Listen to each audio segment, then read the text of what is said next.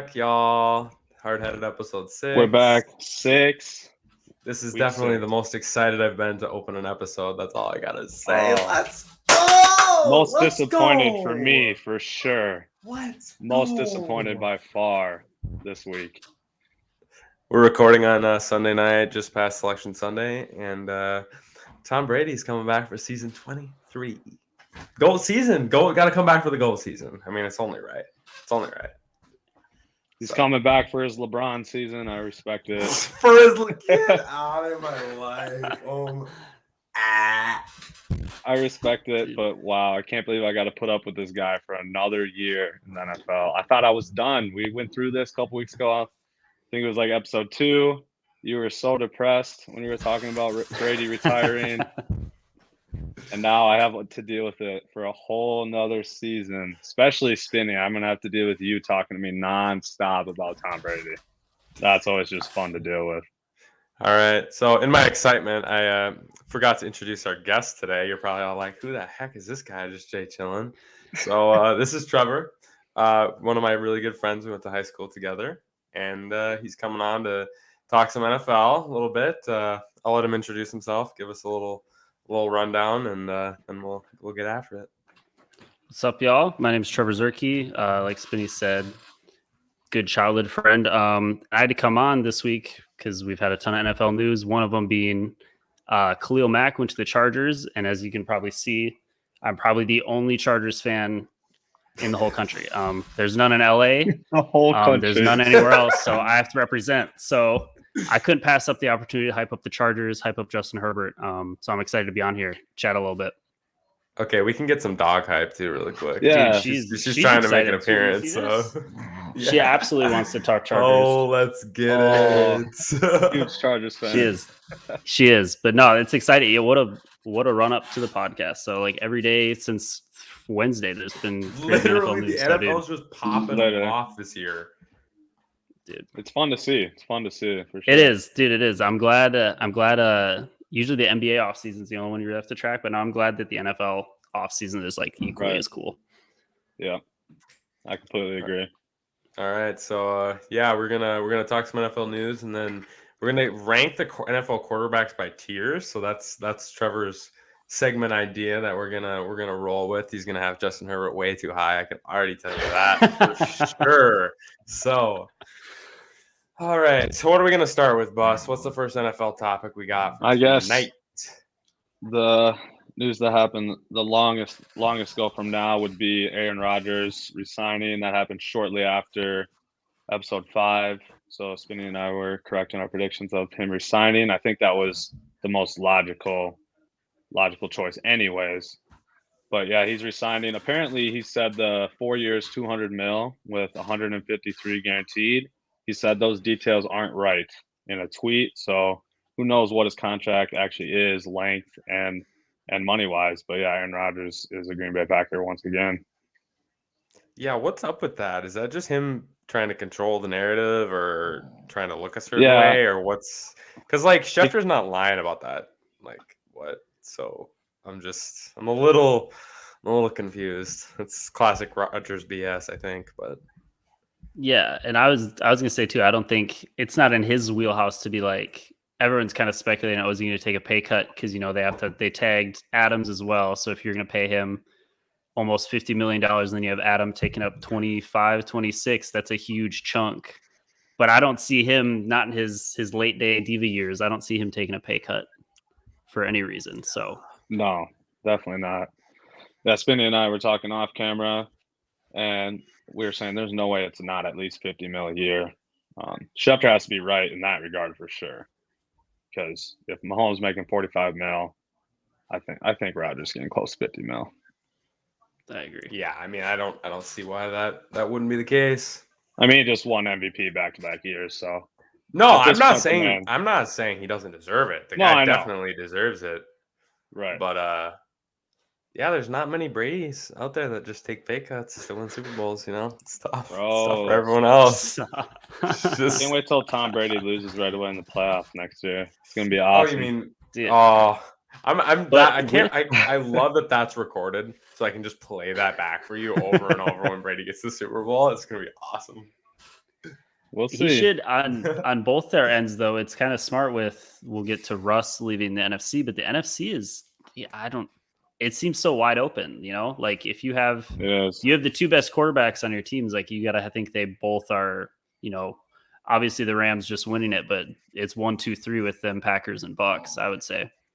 And that's pretty much it. Like the Niners aren't doing it with Trey Lance in his first year starting. It's just, I don't think that's realistic. And nobody else in the NFC really scares me. No. All the quarterbacks are in the AFC just stacked. So I think that's part of this I think that's yeah, that was probably fun for you, huh? Dude, it's crazy.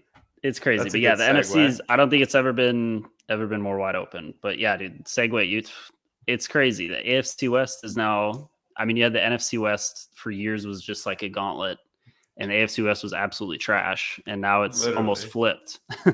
So right. Yeah. Ross, it's crazy when Justin Herbert might be the third best quarterback in his own division. Oh my God. Let's talk about this Russell Wilson dude. Since we're kind of getting into this area anyway. So Russell Wilson in a 5th to the Broncos for Drew Lock, Noah Fant, Shelby Harris, 2 firsts and 2 seconds. Initial reactions. Who do you think won this deal?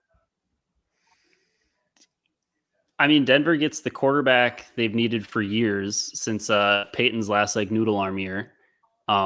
They've been kind of just sitting there with a loaded roster, but they can't do anything because they have no quarterback. So they had to give up a lot. But I think that's been Denver for the last 15 years. It's like, okay, well, we're just going to put all the chips in on our veteran QB and hope it gets done. It worked the last time. So, circumstances are different when you also have probably the best quarterback in the league in your division, and then you have an up and coming one there, and then the Raiders are no slouch either. So risky move. If it doesn't work, which we can talk to if we all think Russ is the same player he was before, but if it doesn't work, those picks are going to hurt bad. Mm-hmm. Yeah.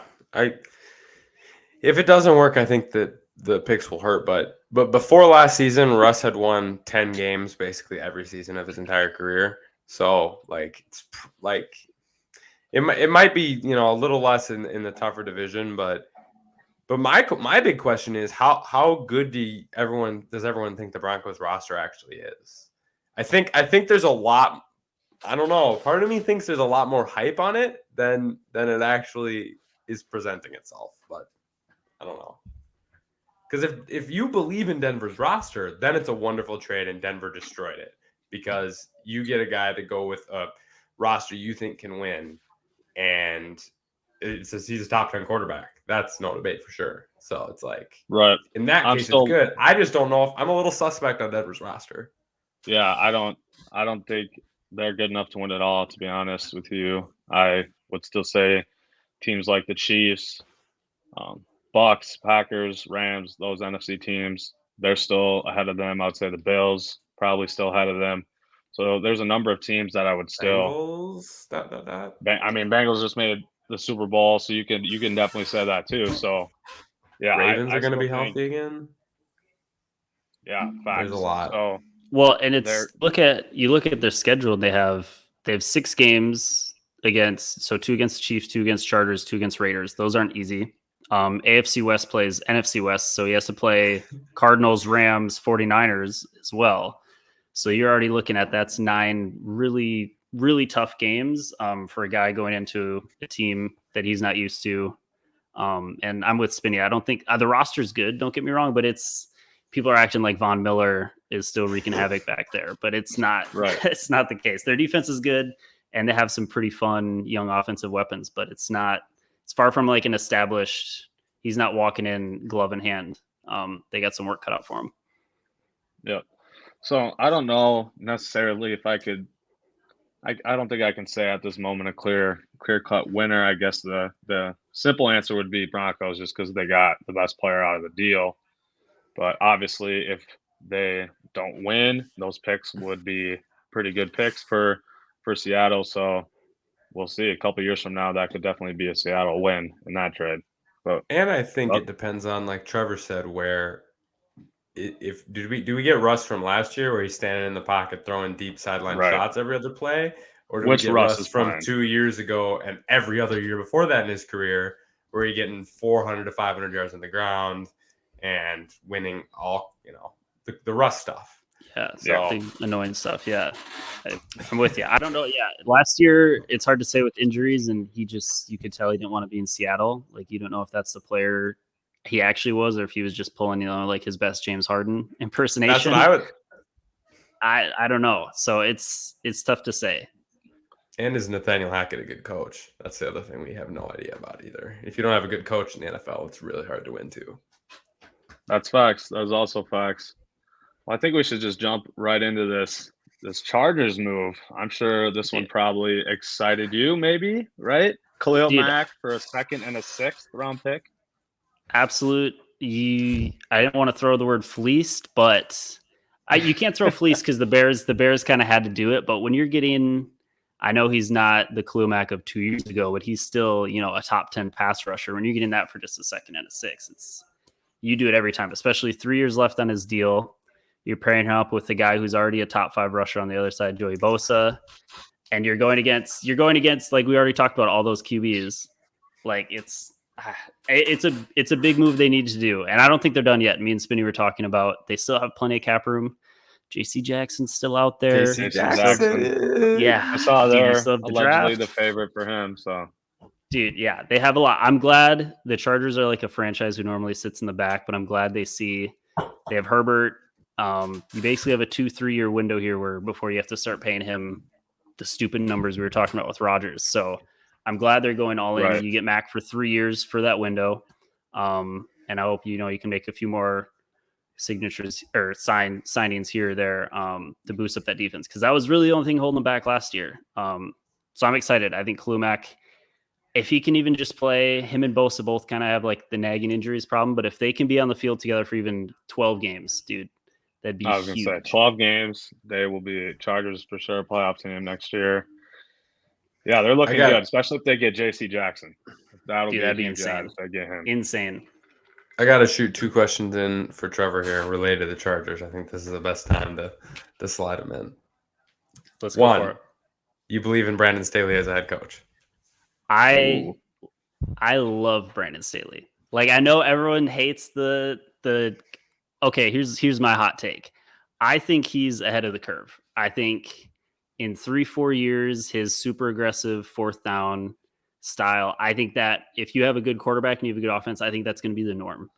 I don't think he's wrong. I think he's just early and people are mad about it. It's like, think Golden State in like 2014 shooting crazy threes. Like, I think they're just early.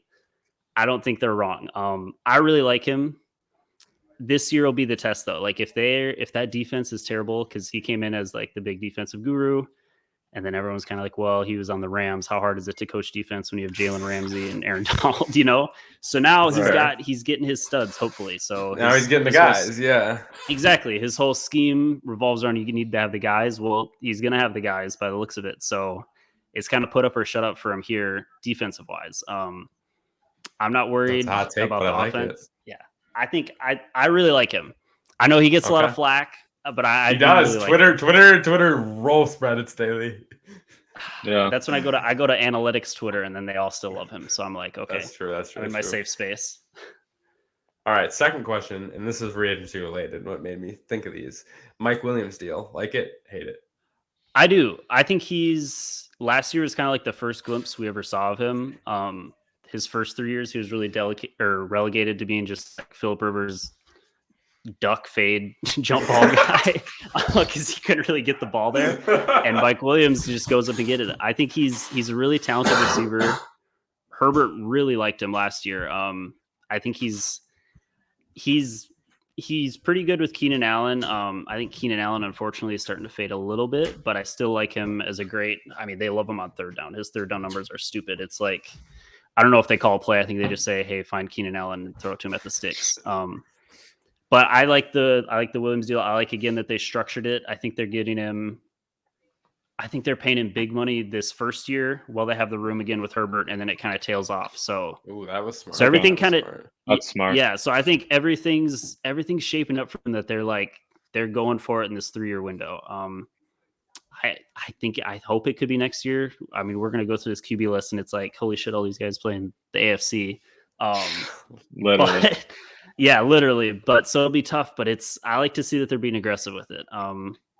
I like Mike Williams as a receiver. I think his potential is there for like huge plays. His numbers, like for the first 6 games of the year, were just stupid. We're insane. Like, They're yeah, he was ridiculous. insane. And he kind of flamed off there, but I think he's got the potential to put something like that through the whole season. He's like a freak athlete. His catch radius is insane, and he's got pretty good hands. Not quite Keenan Allen, but I like him as a tandem. And then you throw Eckler in the background too, and it's a great weapons around Herbert. Mike Williams is a big play sure. machine. I really like him. All right, those are good. All right, Bus. What's the next person we got? The next trade, we got Wentz and a 2022 second for a 2022 second, a 2022 third, and a 2023 third. That will be a second if Wentz plays at least 70% of the plays. That's not I a love bad trade that for a tier 3 quarterback, really. I love that little bit about him playing 70% of snaps. That's just gonna be in every contract, like him now. Like that's just a Yeah. throw-in. That's definitely going to be a throw-in for sure every time now for Carson Wentz. He's definitely not a tier 3 quarterback. We're going to get into that, Spinny, but stop it. I don't really have anything to say about this. I think it's a great deal for Washington. They need a quarterback. That's an upgrade. And they got Wentz for a good price. I think they personally won that deal. So I'm a little surprised with the Colts, to be honest, because they don't have anybody else. So it's right like now they must have a plan, Jimmy G or Winston or Mariota or Trubisky or one of those guys. But I think Wentz is significantly better than those guys. Those are the top free agent quarterbacks. Literally, yeah. Like I just don't. I know it was leadership issues and stuff with Wentz, and whatever. But in the NFL, a guy that can throw 27 touchdowns and 7 picks is way more valuable, in my opinion, than Marcus Mariota. So. Dude, I'm kind of with you, and that's when I was going through this tier list. I think last year you think of Wentz, and all you think of is that stupid interception he threw against the Titans on the goal line, and you're like, that's Carson Wentz. But you look, his stats are not that bad. Like you just said, 27 TD, 7 picks, 3,500 yards. You know, for what you're talking about, all those guys, they all kind of seem like a sideways move, but I think his talent and the potential with him is a lot higher than, say, a Jimmy G or I forgot Mariota was in the league until he said his name. That's hilarious. Oh my gosh! If they think that's the answer, that's crazy. Also, it's obviously an upgrade from Taylor Heineke, and you had to make a change there. I mean, he obviously wasn't going to consistently win you games as a starting quarterback. Yeah, for sure. For sure. All right. Next, kind of crazy deal in my eyes: Amari Cooper and a 6th round pick for a 5th and a 6th round pick. I don't truly understand that deal. Cap dump, I guess, for the Cowboys. That's what it was. I mean, they just signed Michael Gallup today, 5 years, 62 million. Are they still? Why are they in cap trouble? Are they still just eating the back end of that Zeke deal, or? Yeah, they're paying their RB2, aka Zeke, like a top 5 running back. Yikes! It's tough. That's a head scratcher, though. Your second most talented running back, $12 million a year. I think, dude, in 2022, I think it's might kind not of be 12, but it's close. It's kind of a head scratcher for the Browns too, because you're just kind of moving off the Odell thing didn't work, and it's okay. What should we do? Oh, let's bring in another receiver. I don't know.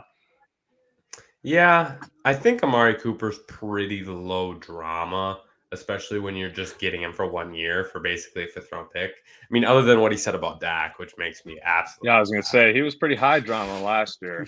Yeah, but that was after like 4 years of being there, 3 years of being there, rubbing people the wrong way, and his irritation with not getting as many targets as he thought he deserved. So I think for 1 year for Cleveland, for giving up a 5th round pick, it's a pretty good deal.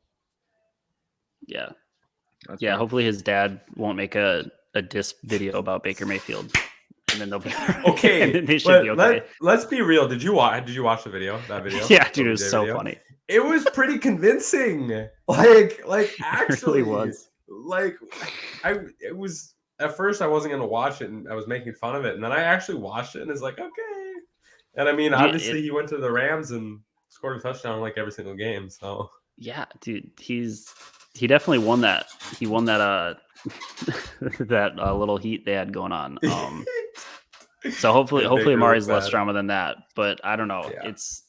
It's a weird spot for the Browns and a weirder spot for Dallas. Who knows? It seems like their window here is rapidly closing. Yeah, it is. It's definitely closing for sure.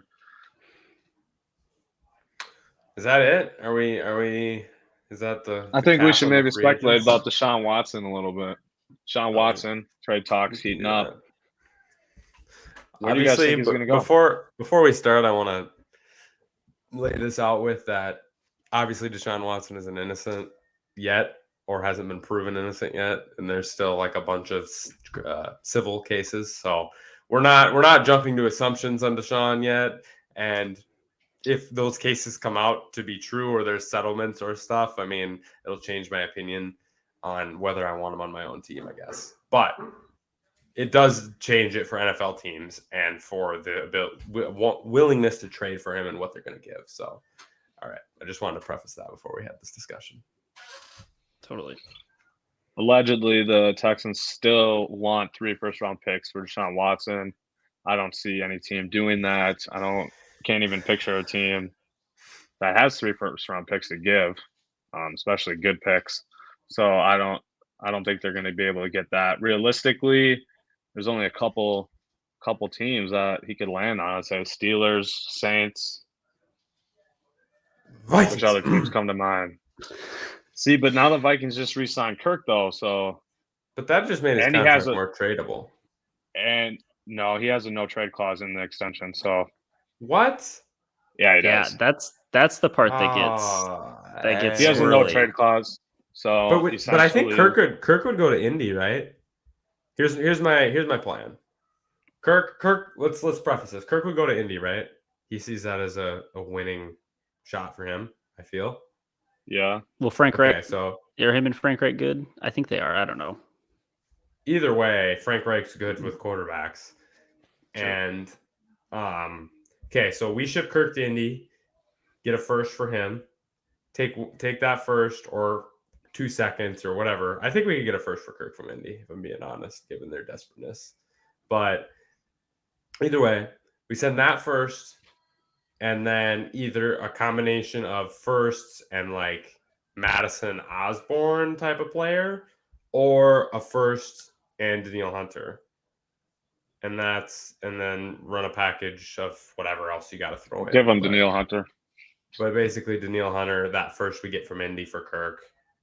And you probably have to throw in a couple other things in there. But that would be the package I would look at, I guess. Yeah, but is that the best thing the Texans are going to get? I don't know.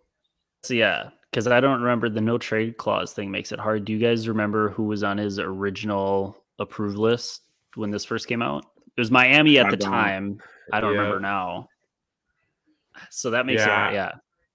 I guess maybe he wouldn't wait for Minnesota, but I feel like Cook and Jefferson and an offensive coach is pretty like intriguing of a. I think Watson said he was interested in Minnesota. Yeah, I've been seeing that. Like, I saw some of that, but then I feel like Watson's agent said nah. So I was kind of like, I saw conflicting reports on that. So that's why I wasn't sure exactly what was going on. I mean, if I was him, I think Minnesota would be attractive because you have a new young coach, you have young talent around there, good receiving core, and a division that minus Green Bay, who the Vikings play well, minus Green Bay is pretty open. So, I mean, and if you're like we already talked about, if you're a quarterback, why would you not want to get to the NFC? Like, I would not want to stay in the AFC at all, even though he's currently in the easiest division there, but he's definitely moving out of there. So, I don't know. Yeah, I would definitely look at an NFC team, Vikings or Saints. That's who I would go Saints. To. Maybe Panthers too. The Panthers want him. Panthers do want him. So I would say one of those two NFC South teams or the Vikings. If I were Watson, that's what I would choose. I would imagine, though, that the Steelers will also be in play, given that Big Ben just retired. But, yeah, like you Steelers said, I would Steelers want would be nasty with Deshaun. Right, they Yeah, would be. But like Trevor said, I'd want to get the hell out of the AFC because of all these amazing quarterbacks that are in the AFC already. So if I was Deshaun, I'd want to get to the NFC, especially with Rodgers and Brady almost done. I think Seattle's another option for Deshaun. Seattle's too. another option too. I didn't think of just that. load it That's a up. good I idea. don't know. I don't know Yeah. if he would go there, but my big thing with even Russell, I mean, he's got DK Metcalf and Tyler Lockett. Like Right. we got good weapons as far as receivers go. I mean, their O-line is trash on trash on trash, but I don't know. Look where he's coming from. You know, he's coming from probably arguably worse, so he might be. Any O-line looks good. Any roster looks good in comparison to the Texans right now. So facts. Dude. Not wrong. All right. Well, should we jump into these QB tiers? Yeah, let's get it. Absolutely. That's exciting. I'm excited to go through this. It's because Carson Wentz is tier 4 quarterback. Just for reference, you guys tiered them, but it's still kind of like you're one. Like, so I see we all have Mahomes, so we all assume Mahomes is 1, Rodgers 2. It's kind of in order. I kind of wrote it in order, yes. Okay. But I definitely realize now that I messed up in some areas because I think I would put Stafford ahead of Kyler. So I messed up in some areas, but yeah, definitely for tier 1, I think I put that in order. Nice. I don't know. Well, it's tough to say. It looks like so we all have 1 and 2 the same, and I think that's pretty easy to argue given everything he's done the last 2 years. I know like they had the blunder here in the AFC Championship, but you got to think if even one thing goes right from that game, they're probably winning the second Super Bowl in the third year. So it's like it's hard to argue against that guy. And then Rodgers is just still insane, dude. It's just his stats last year just 37 touchdowns, 4 interceptions is just stupid. 38 years old, just ridiculous stuff. Ridiculous. Boss, put Josh Allen in your tier 1. Come on. I need to hear this BS. Yeah. So I decided today, I had him originally in my tier 1. Decided today to move him to tier 2. I wanted to be very conservative with this list, as you can tell. I threw Brady on before Brady even announced, so he's definitely back, obviously, at this point. But I just figured the argument between Allen, Herbert, Burrow, those guys, Russell Wilson, is so close that if I'm not throwing Herbert into tier 1 and Burrow into tier 1 after he just made the Super Bowl, Russell Wilson in tier 1 when he has a ring, if I'm not doing that kind of stuff, I can't put Allen in the tier 1 right now either. So I just played it conservative with these rankings. I threw all those elite guys at tier 2, and they're all obviously on the cusp of tier 1 for sure. Like Allen, Herbert, Burrow, Lamar, those guys they're the guys going forward after, well, obviously Mahomes too, but after Rodgers and Brady are done, those guys are going to be the next up and coming quarterbacks for sure. But yeah, I decided to play it conservative. So I respect that. I guess the reason I did put Allen in was just the eye test. He's the one eye test quarterback I put in there because you watch that game. And again, this is probably one game overreaction, but when you watch the playoff game against the Chiefs, it was like, yeah, it was crazy. Like this guy's going throw for throw with Mahomes. He outplayed Mahomes for most of that game. Yeah. So it's like for Josh Allen, here's two playoff games last year, 9 touchdowns, 0 interceptions, 640 yards, a 149 pass rating, and then on top of it, like you said, 134 rushing yards as well. Like I think his legs are just lethal. That's 320 and 70 rushing yards and 4.5 touchdowns for both his playoff games. Yeah, for sure. I think he's got, of all these guys, I think he's got the highest ceiling, even just because his arm talent's ridiculous, but the legs, the way that he can change a game. I don't know how many times in that game against Kansas City it was like 3rd and 10, 4th and 5 or whatever, and he can scramble and make moves like that. I have him in my tier 1. When I originally typed it out, I had Mahomes 1, Allen 2, but then the Rodgers stuff is just, he makes it look so effortless. I had to throw him back at 2, but I think Allen is scratching I wouldn't be surprised if we make this list next year. If Allen was one for almost all of us. That wouldn't surprise me either. Yeah, I definitely have no issue. I have no issue with you guys throwing Josh Allen tier 1. He's clearly tier 1, or at least on the cusp there. And if you don't think so, then you must not watch football, because Josh Allen is just, it's insane. Like Spinny said, the eye test. If you watch the playoffs, you know that guy he's going to be the next NFL stud for sure. Can you give me your biased Herbert argument there, Trev? I could give you a lot. So if we're going eye test, and this is a lot of people. This is the worst part of being the only Chargers fan. Most people know is that everyone got to watch that Oakland game, and then everyone just immediately sent me the misery that I was drowning in. But I was pissed off. But then you go back and you watch that fourth quarter and overtime. The stuff Justin Herbert was doing is next planet. Like the clutch, 4th and 10, he had 3 4th and 10 conversions. Like just willing it down the field. The eye test in those clutch situations like that are just insane. The difficulty of throws he's making is, I think we should get into a discussion of, I think, the 4 young guys at the top, which would be Mahomes, Allen, Herbert, Burrow. I think what really separates the 3 from Burrow is the arm strength on these guys. It's just insane. And I think Herbert arguably has one of the strongest arms. He can definitely put some heat behind it. What he's done in year 2 is just insane. 38 touchdowns, 15 picks, 5,000 yards. He pretty much willed that offense.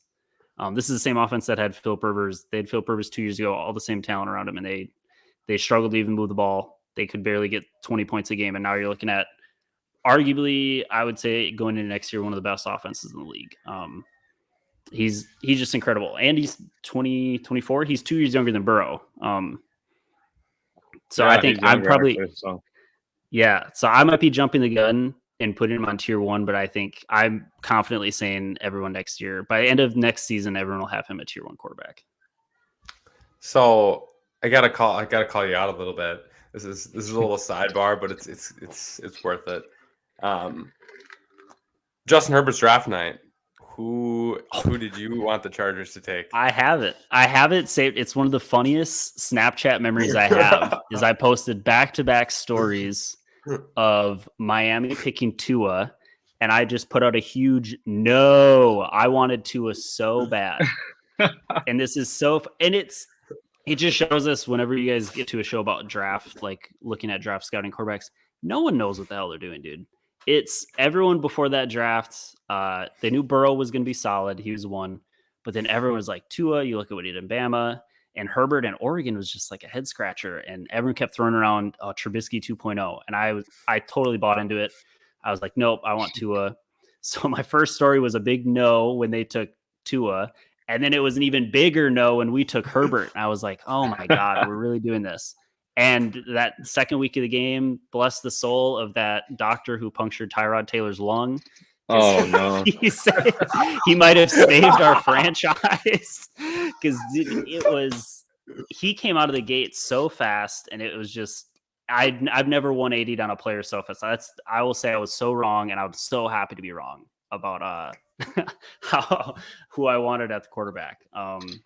That's awesome. It's just crazy. That's funny. It's crazy how fast that narrative switched, because I can see we all have Tua in tier 5. So it's crazy how little NFL execs, scouts can actually know about quarterbacks before they come to the league. All right. Wow. That was good. So going back to it, like you said, Trev, all of our tier 1 and 2s are all the same 10 quarterbacks, right? Is it 10? Yeah, Trevor threw in Deshaun. I did have Watson on our list, but I would say I would say we're back as well. So where would you guys rank? I mean, it's speculative because he hasn't played it in a year and a half or whatever. But would you say he's right away a tier 2 guy? I think the verdict before this all happened was he was 2, scratching on the outside of 1. Do you guys think it'll be the same there when he comes back? Deshaun's a tier 2 quarterback. He's way too talented. Like he might have a slow start, a few games. He missed a year. I get that, but Deshaun's a tier 2 quarterback at the min. I think he has tier 1 potential. Now his whole year off and that whole situation might have stunted that, and maybe he never will be a tier 1 again. I could see that too, but he's definitely on the Stafford, Kyler, for sure lower end D2 or tier 2 guys for sure. And I think he's higher than that personally. I agree. Bus?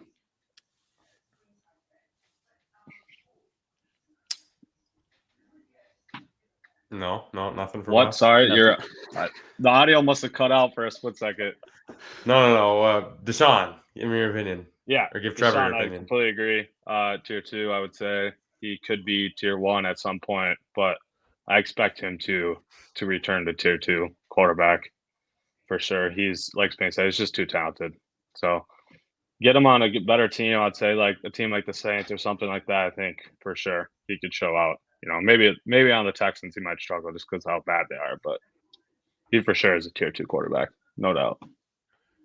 All right, so there was one other difference I didn't catch. Trevor's got Dak in tier 3. Tier 2. I have him tier 2. too. I mean, tier 2. Yeah. Tier 2. Sorry. I think he's kind of surprising. Oh, yeah, year, he's kind of weird. Like when he looks good, he looks really good. Like you think about week 1 against Tampa, and some of those big games, like that Sunday night trounce they put on Washington, and when he looks good, he looks really good. And then he's got some of those head scratchers, like that loss against the 49ers in the playoffs. I think the talent's there. I guess my reasoning is when you look at like your tier 2, and we all pretty much have the same tier 3, is like the cutoff is if I gave you a list of all those guys in tier 3 and Dak, who would you rather have on your team? Like I'm taking Dak over Derek Carr. I'm taking Dak over Kirk. As of now, I'm taking Carr over Dak. What did you just say? I'm taking Derek Carr over Dak for sure. For sure, Derek Carr. Give me Derek Carr. You just love your offense only moving with defensive pass interferences and defensive holding calls. That's the Derek Carr special. I'm gonna pretend that Spinny just didn't say that. That is. Come on, Dak has had way more talent than Derek Carr most of his career, and you can't just compare their numbers based on the teams that they're on. Come on. I think I like Derek Carr better. No cap. But Dak's had Jason Garrett and Mike McCarthy running his offense. True. Like, yeah. So I don't know. He does it with the talent he's had. It's been like very underwhelming. Amari, CeeDee Lamb, Gallup, and Zeke. It's just that team should be a juggernaut, and it's not. I don't know if Dak's the reason that they're not what they should be, but I don't know. I watch it, and eye test wise, I think he's above the other guys in tier 3. But at the low end, as I'm looking at my list, I think Kyler could be ahead of him, and Lamar is also the same thing as him. The highs are high and the lows are really low. So I think they're probably neck and neck for me, him and Lamar. But I think they're definitely above the other tier 3 guys we have. It's fair. I can respect it. All right. So what else should we pick at here? Let's go any tier 3, tier 4 differences here. Bus, only one with Wentz not in tier 3. Interesting. Sucks. He's mid. That's all you got? That's your professional analysis. Let me just put him at tier 4. I'm biased. I don't like him. I don't think he's very good. Especially, it's kind of like 27-7. It's kind of like the reverse of what Trevor said for why he has Dak in tier 2. I don't think Wentz is better than any of those guys I have in tier 3, so I just put him as the first QB as tier 4. So that's fair. That's just kind of how that worked out for me. Who is the best tier 3 quarterback? I'm surprised you're the only one, our Patriots fan apparent, is the only one that doesn't have Mac Jones in tier 3. I would like. No, I got Mac in tier 4 as well. Oh, you do? Oh, I was reading that wrong. I think He could. I think what I saw, he's the only one. If you look at my list, he's the only rookie from last year that I kind of separated. I think I saw enough from him that I think he has got he should be kind of your best hopes next year, scratching tier 2 here. I think what I saw from him was really good. I just think he has a ceiling. I get Chad Pennington vibes from Mac Jones. I get I get guys like that vibes from Mac Jones. Maybe Jimmy G, or just short arm check down guys that are maybe a little better. Like he might have a little more upside than like Baker or guys on that level, but I don't see him being much better than Baker or like Chad Pennington or guys like that. That's a lot I want to see. So can we not diss Chad Pennington, by the way? Chad Pennington made some Pro Bowls. So Mac Jones is better. Never mind. We're just not going to get into that. We're not on your into that. on your guys' tier 3. Oh, actually, I should say, I just noticed you have Jalen Hurts in tier 3. I don't have him in tier 3, but I've actually been a Jalen Hurts supporter. I think he's actually really talented. You have him in tier 5. I do, but okay, so I should explain. My tier 4 is just the rookies that I really don't know what to do with. So I couldn't say that they're better than tier 5, but I also couldn't say that they're worse. So I just threw them in tier 4. But Hurts is the first on my 5, kind of like how you had with Allen. I think he's first on my 5, but he could easily be 4-3. I just don't know. I haven't seen enough with him. I don't think the Eagles really know what to do with him yet, but I think the talent's there. He's got it on the legs for sure. He can run. Oh yeah, that's for damn absolutely. sure. Ceiling though, again, what's his arm talent ceiling? I think he has an arm. Not very ceiling. good, I don't think. No, but I have him at people tier used 3 to, now, but I think that's people. it. I think tier 3. People used to say the same thing about Dak. When you think about him coming out of college, he was just a runner. He couldn't really throw it, and even his first year, they just kind of fed it to Zeke all the time, and they gave him time to kind of progress his arm, and his arm talent's pretty good now. So I don't see, if Hurts is able to get like a good environment there in Philly, I think we could see a similar projection, but that might be reaching a little bit. But I like him. And I think that, like, at least personally, I think Hurts has, like, I want Hurts over Baker, Mac Jones, Matt Ryan. That's my personal take. So, and yeah. Where does speaking of Baker, where do you guys think Baker ends up next year? Ooh, that's a good one. Do you think Cleveland re-signs him? Do you think he has to go to market? Is there a market for him? I think I don't know. Honestly, I don't think he'll be a Cleveland Brown, but I couldn't tell you what team he'll go to. I think he'll just go. There'll be a number of teams like there is now, like the Steelers, Saints, teams like that just need a QB. He'll just go to a random team, I think. His market's not going to be very good. I agree. I think it's just going to take a team like Indy would love Baker Mayfield right now. Indy'd be singing Baker Mayfield's praises when he's walking in. So I think as long as you have teams like that, Baker will have a market. Now, how much money is he going to get? I don't know, but I'm guessing Indy would give him 28 to 30 mil a year right now. So yeah, I think he'll have a job with a team like that. All right, Trevor, I'm going to go off your tier 4 analysis. Which of those 3 has the best shot to be a tier 2 quarterback? It's got to be, everything you saw was, well, okay, Lawrence, who knows with that cesspool that is Jacksonville. But, dude, you look at those, the good when it's good, it's like, okay, I see why this guy was like Andrew Luck 2.0.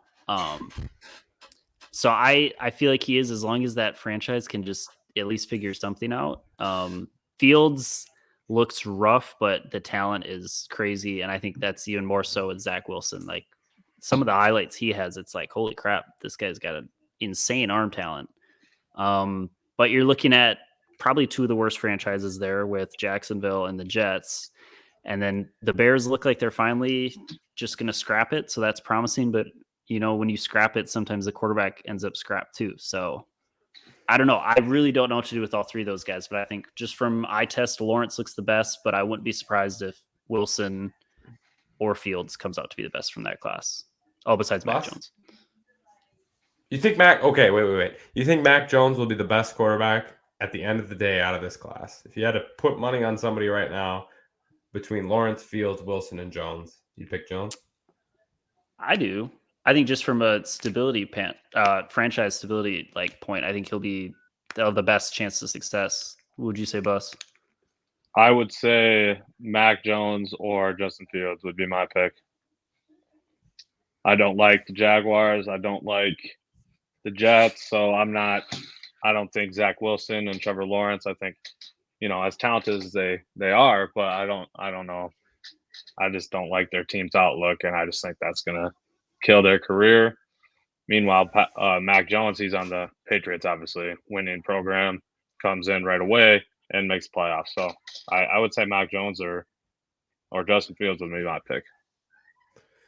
Okay. How about, and this question everyone can answer, any tier 5 quarterback that you think could end up higher at some point?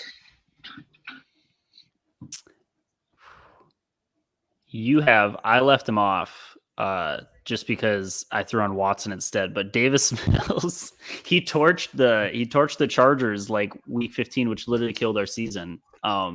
He's sneaky kind of talented.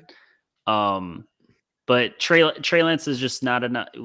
There needs to be more seen, I don't know. I'd like his talent, but I don't know. Shanahan's kind of win now. I don't know if he'll actually give him the light to shine, but we'll find out next year.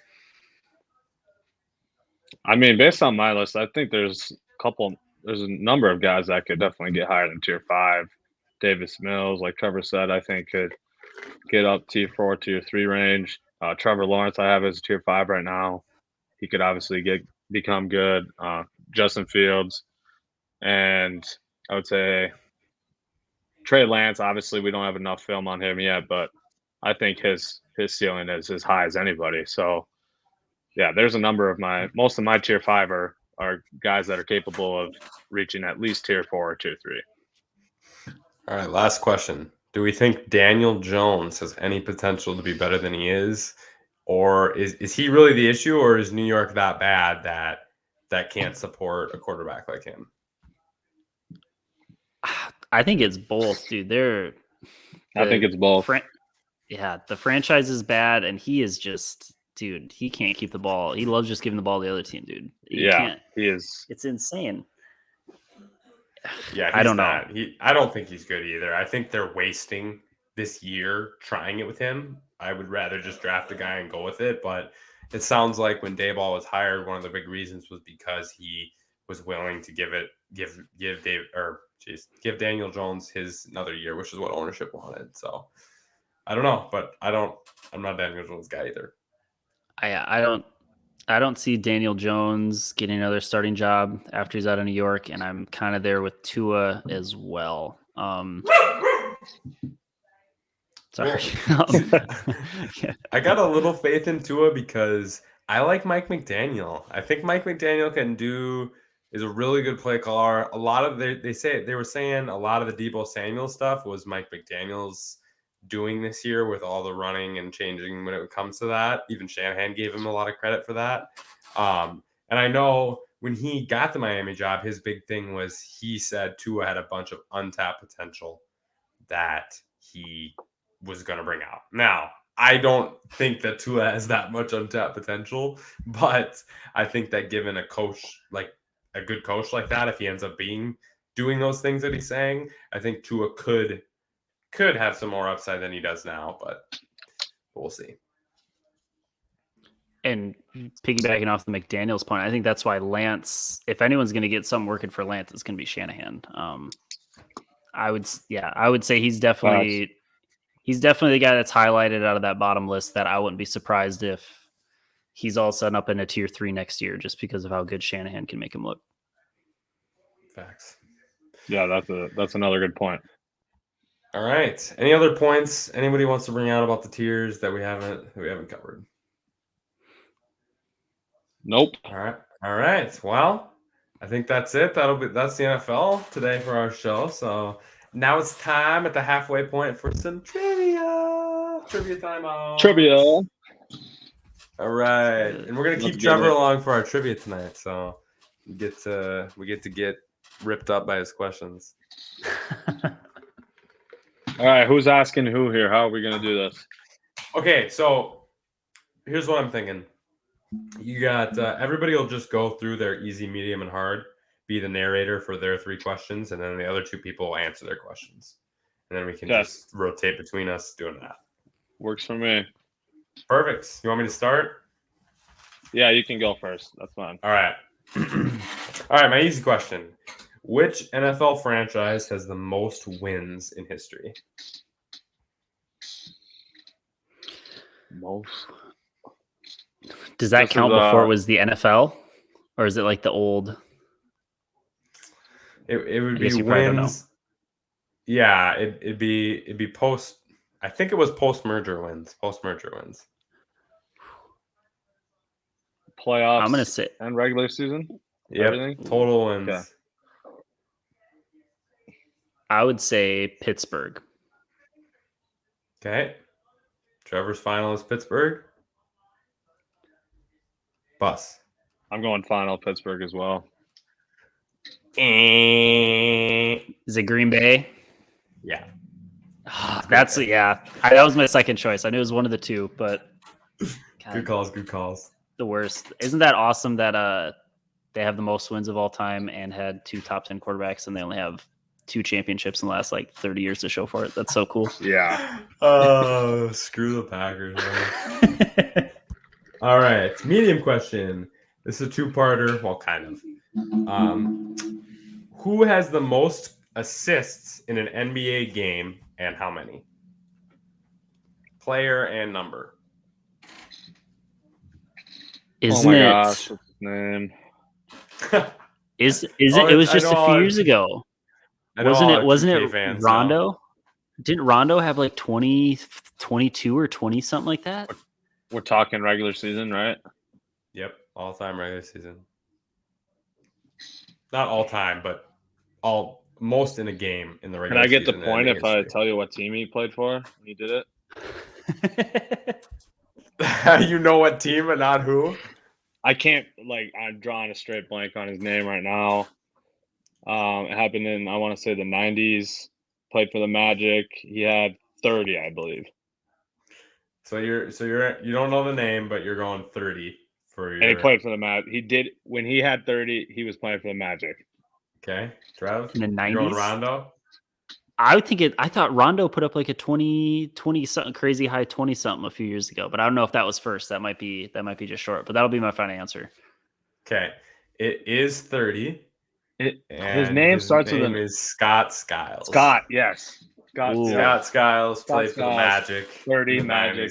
30 assists. Yeah, I'm taking that point for sure. Is that with Shaq? Right. Was he just ooping it to Shaq every game or what? I think that was beginning career Shaq, yeah. Yeah, I think Shaq was on the team, yeah. Yeah, all 30 assists, wow. Hard question, we're going local sports, and we're going again with most and number if you want, but number's really hard. Local sports. Who has the most career points scored in Minnesota State basketball history? Girls and boys? Just boys. Sorry, I didn't check the girls' scores. My bad. I was going to say, shout out Carly Wagner. I think she has the most. Rachel Bannum's actually for girls, I'm pretty Did sure. she pass her? Oh. Bannum's Isn't that unofficial? The unofficial? Isn't that the drama? Bannum, it's like the unofficial. I know who you're talking about, yeah. Because they you know what I'm talking about, Bus? Yeah, I know who you are. The name's not right. I shot down the name, but all-time leading scorer Anders Broman. Final answer. Points? You want to guess? He definitely scored 4,000. I think that's insane. Pretty sure he had 4,000. Might even been close to 5K. Honestly, I know he had 70 in a game before. Anders Broman, final answer for me. Trev? Got to be Anders Broman. I'm gonna go with him. If it's 5,000 points, that's jaw dropping though. It is Anders Broman. 5,119 points. Just ridiculous. 5,000. And his brother is second all time. His brother's second. Yep. Bjorn. Yeah. That's crazy. All right. Those are my questions. So I got 2 points. Let's go. Trevor, we'll let you go next. You can ask next. All right. Mine are all kind of themed around recent sports stuff. Let's go. So Number 1, due to March Madness coming up here, what significant event happened in the Elite Eight in 2013?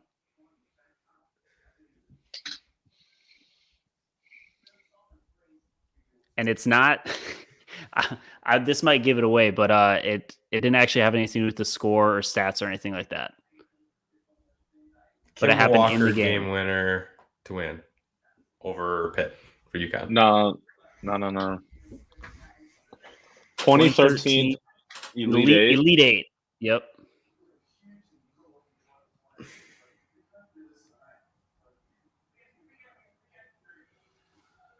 Yeah, the Kemba Walker thing was my final guess, even if it's not right.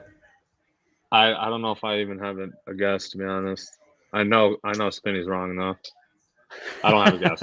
No guess. Okay, fair enough. Kevin Ware snapped his Kevin leg. Ware, that okay. Yep. I should have known that. 2013 was a Louisville year. Dang it.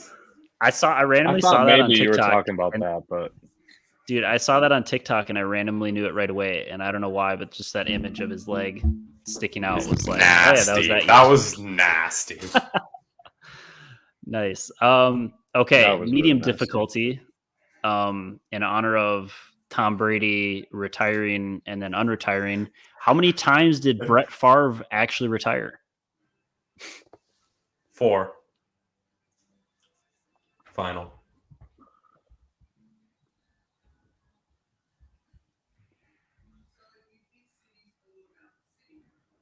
Did he do it 4 times?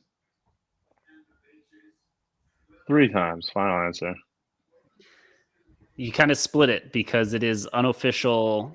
It's 3 for sure, but some people say like the 4th one is in between with the Vikings. Some people call it. Yeah, that was a retirement. Yeah. Yep. Some people say it was like an official retirement, and some people don't. So you guys both get a point for that one. All right. I can accept that. And then difficult, just because when I was looking up stuff for our QB list, this one I could not believe it. Who was number 1 in 2021 for quarterbacks with the highest yards per attempt was Joe Burrow with 8.9 yards per attempt, which is insane. Which quarterback was number 2? And if you can get the yards per attempt, bravo.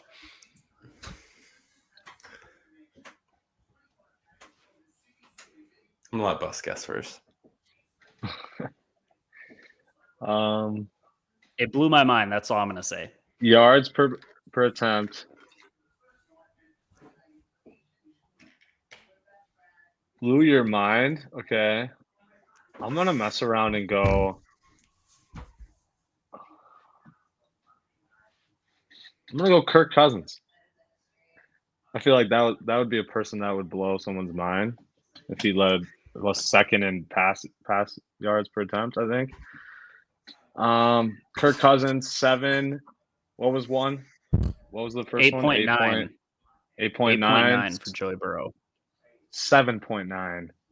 Kirk Cousins. I'm just throwing stuff out here at this point.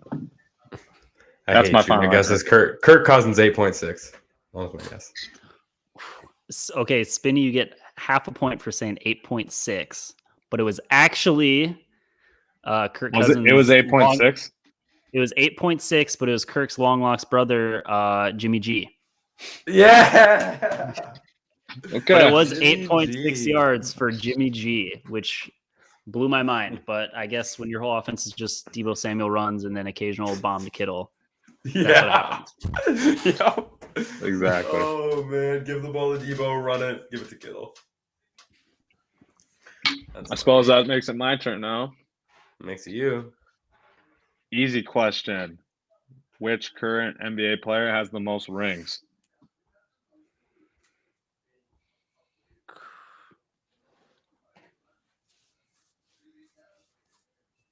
Is James Jones still playing? No, he's not. James Jones is not playing.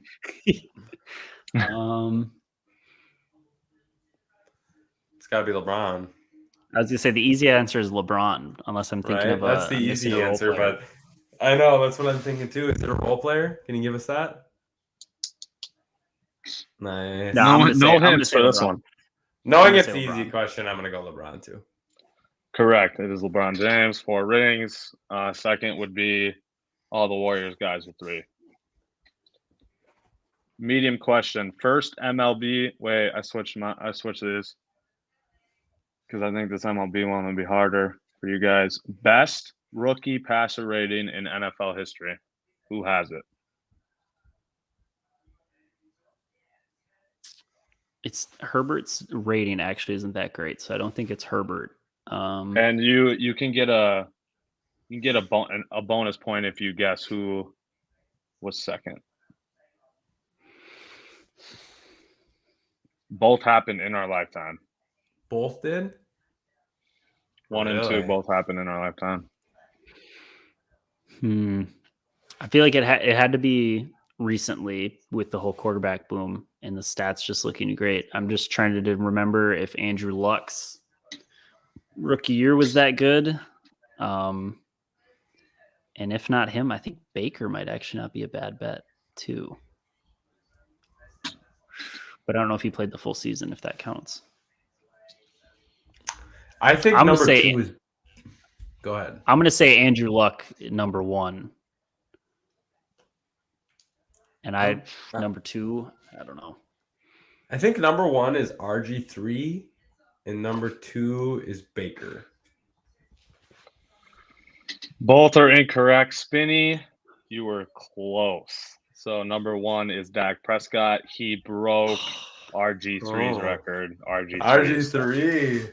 Yes. The GOAT. That's why I was going to give you a bonus point if you guessed RG3 was second, just because he obviously just fell off the face of the earth after his rookie year. Yeah, so that was crazy. he, at that time, set the NFL record for best pass rating in a rookie season until Dak broke it. So, Dak. Huh. So yeah, that was my medium question. Hard question, MLB related. Here we go. First player ever to get their jersey retired. Wagner is the first one ever in the Hall of Fame. That's why his card's worth so much. But I don't know if that counts as getting your jersey retired. I don't know who else I would guess. So is it Horace, Wagner? It is. It's an old head. That's So early 1900s. Do I know this? Do we know this player? Like, is it like a knowable player? Okay, absolutely, 100%. Okay. You know what? Ty Cobb. Ty Cobb. That was that's my second guess, but I'm gonna stick with. It could be Babe Ruth or something stupid. I was gonna say it could be Babe. I'll say Babe Ruth just to try to take the point from him. Final answer. Trevor's the closest. It was Lou Gehrig. Lou That would Gehrig, make first sense. MLB player ever to get his jersey retired. Lou Gehrig Day. That's when he announced that he has most ALS and all that stuff. Yeah. No, so awesome. But he was the first person ever, believe it or not. But yeah. Wow, that's crazy. Well, I don't know who won, but we all did pretty bad, honestly. So maybe we gotta get ourselves. I'm pretty sure. Yeah, I'm pretty sure I won. Yeah, I think Bus won probably. Spinny probably got last. Nice. That's fine. That can be the L he takes. That can be the L he takes on the day when Brady comes back. That's fine. Yeah, we're okay with that. You deserve it. Well, shoot, guys, that's the NFL for us and trivia, and I think that's going to end Trevor's time with us tonight, huh? Got any closing words for us?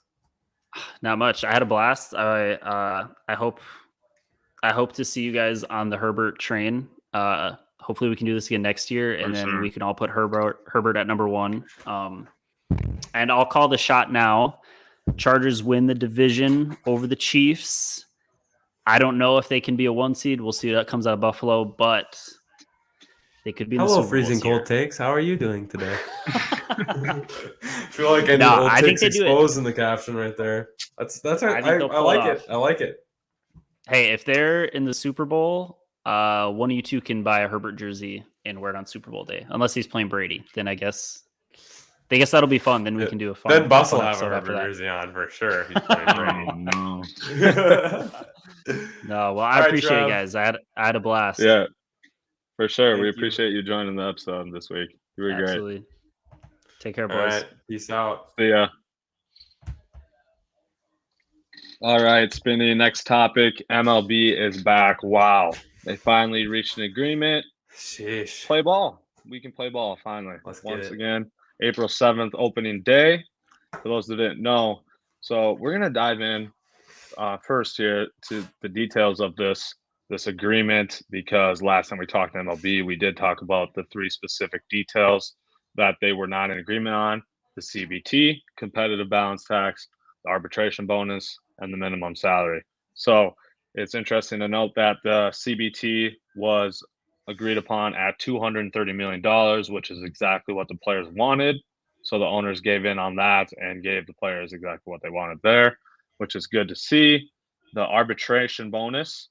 So the owners, the agreement is $50 million to the top 100 players in arbitration. And the owners only wanted 25 mil, while the players wanted 100 mil. So they just met right in the middle, 50 mil, which is, I mean, I guess that's a good compromise there. And then the minimum contract settled at $700,000. Players wanted a little more. They wanted $775,000. Owners wanted a little less. They wanted $675,000. So owners bumped it up a little bit, gave in a little bit, gave $25,000 more, which again is absolutely ridiculous that they could only give them $25,000 more. Like, these owners making billions of dollars. And if you're only giving them 20, if that's what it came out in, why wasn't this done that night? Yeah, Like, it should have been done way quicker then. Yeah, like, I get it, but if the players had to work this hard and do this much to get that, it's like, come on. That's ridiculous. Like, that should have been done the night of. That's, yeah. Owners are greedy as hell. Along with this agreement, we got 12-team postseason that's still included. So that means 3 division winners and 3 wild cards now from the AL and NL are in the playoffs. That's awesome to see. I love that. I think that's good. Well. I would have even liked 7 from each. Honestly. Right. More than merrier. I kind of like the top 2 divisions and a wild card. Top 2 from each division and a wild card. I think that's kind of an interesting playoff format too. But that would be interesting too. But yeah, so the season is full. Like, it's full. It's 162 games. They're playing all of them. There's gonna be a lot more double headers now since they already canceled the first 2 weeks of the season. But they plan on playing the full season. So I don't know. Well, I guess we'll see. We'll see. I mean, it's already hard to get 162 games the way it is, and now you're making these players play even more doubleheaders, even more back-to-backs. Like, it's gonna be a mess for sure this year. But it's good to see that the owners gave in to the players on essentially every single thing here. So that's good to see. But again, I'm just glad we got it done, and we get baseball. So again, like you said, should have been done sooner. It took too long for no reason. So that's where we're at. Another quick baseball update I want to mention, just that happened today. Twins traded for Sonny Gray, so that's pretty cool. Yeah, I think Sonny Gray gave up. We got a reliever. Give us the deets. Sonny Gray and a reliever prospect. I didn't write down his name. I'm sorry. Sorry to the Reds reliever. Yeah, sorry, man. I didn't write your name down. But Chase Petty, who was our first round pick in 2021, 7th overall. So I don't know. I'm not really sure what this deal is. Obviously, Chase Petty, 18-year-old, 19-year-old, 4 or 5 years away from MLB. Still, though, it's just we don't compete. We're not going to compete this year. The Twins, Sonny Gray is a great pitcher, probably our ace, but it's like we're not good. And Sonny Gray definitely doesn't just make us good. So it's kind of a dumb trade in my eyes, because this seems like a trade a contender would do to bulk up their rotation, add Sonny Gray, trade a young guy. A team like the Twins, we suck. We should keep our good young guys. It's just what the Twins have been trying to do for the last 5-10 years. We're trying to make a 2-3 pitcher a 1. Sonny Gray's not a 1. Kenta Maeda wasn't a 1. You know, like all the guys who've been trying to make 1s. Jose Barrios probably isn't a 1. Barrios probably isn't a 1. He's probably a 2. So we try to make 2 3s into 1s, and that's why we're not consistently good, because our pitching staff is mid. So it's tough. Yep, same story every year for the Twins in that regard, for sure. another trade that Twins did a couple of days ago. Isaiah Kiner Falefe and a prospect for Mitch Garver. I guess I'm not opposed to this trade. It's whatever. I don't think Mitch Garver is very good. I think Ryan Jeffers, our catcher, is just as good, if not better. So I don't think we really lose anything there. And we get Kiner Falefa, who is not a very good batter, but he can play third base, shortstop, second. So he's got defensive versatility. I guess it's a whatever deal. Again, Twins. Again, though, it's just Twins aren't going to compete. So at the end of the day, these deals are good, but Connor Falefa is again not a player that's not going to put us over the edge by any means. So yeah, and we lost Andrelton Simmons, and that he's kind of our Connor Fluff was basically the same person. essentially, just can play all of it. Yeah, that type of guy. So, all right. Well, I think that'll be baseball for us today. We just wanted to give you a quick update on that. We just wanted to do the quick update, and in a couple weeks from now, we'll give you guys a more detailed MLB preview. But with this lockout just being agreed upon and all that stuff, free agency just started again, trades heating up, all that kind of stuff, that we're still a couple weeks away from truly diving into the MLB season and giving you guys good predictions and content there. So next, what you guys, I'm sure, have all been waiting for, March Madness. Yeah. Sorry to everyone. It's got to get through the whole first hour of this pod before we get to the lead story. But so much stuff happened. Like there was all that crazy breaking news with Brady and the NFL from the week, and so we had to bury the lead for you tonight. So I hope you stuck around, and we'll get to the fun stuff now. West region here, we got Gonzaga bringing in #1 overall seed. This is where Duke lies as a 2. 3 seed Texas Tech, 4 seed Arkansas.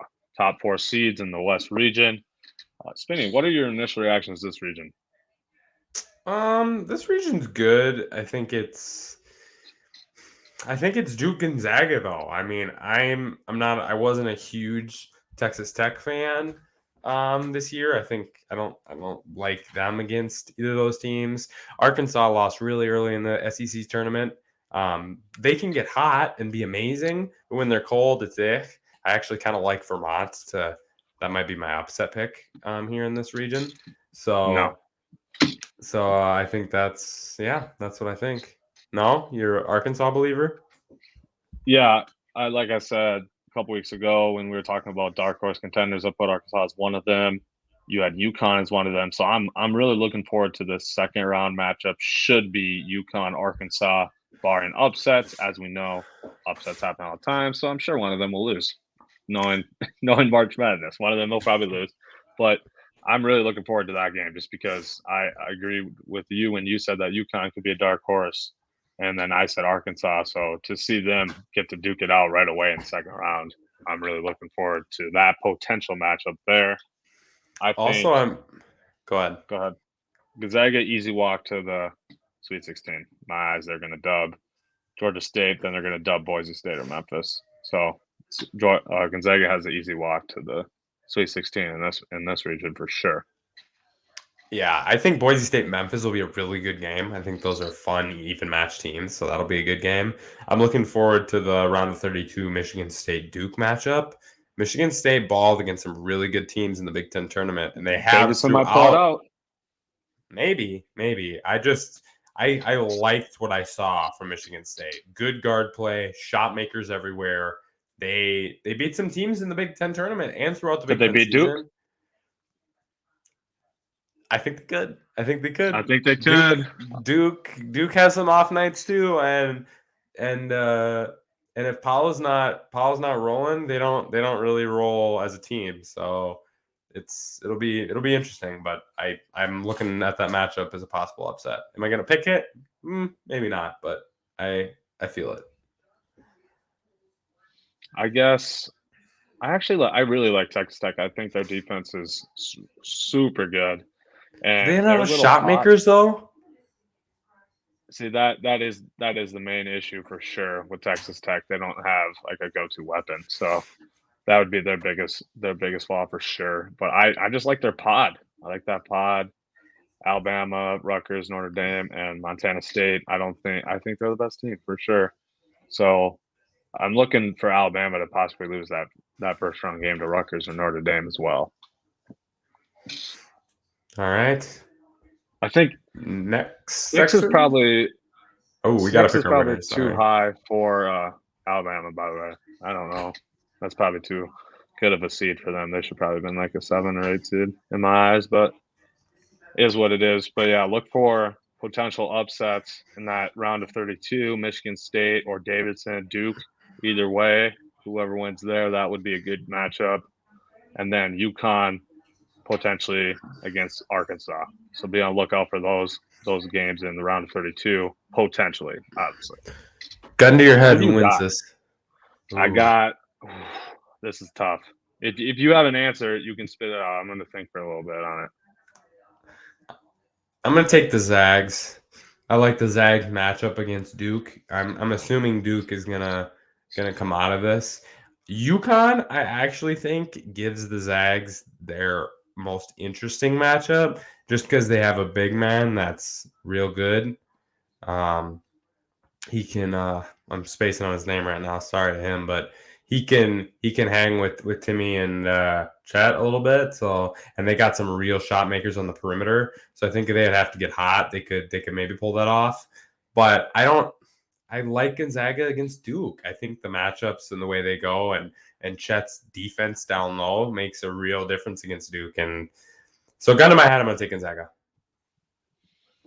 Yeah, I'm in agreement actually at this point. I think Gonzaga will get it done. They're going to make the Final Four. A huge component of success in the March Madness is March Madness experience.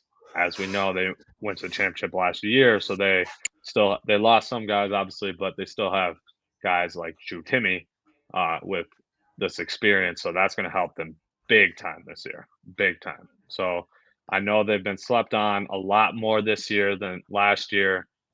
And a lot of people have been hating on Gonzaga and probably going to pick them to get upset at some point. But just in my gut, I can't see it. I'm picking Gonzaga in this region to go to the Final Four. All right. Next. The next region, Midwest region. Kansas 1, Auburn 2, 3 seed is Wisconsin, 4 seed Providence.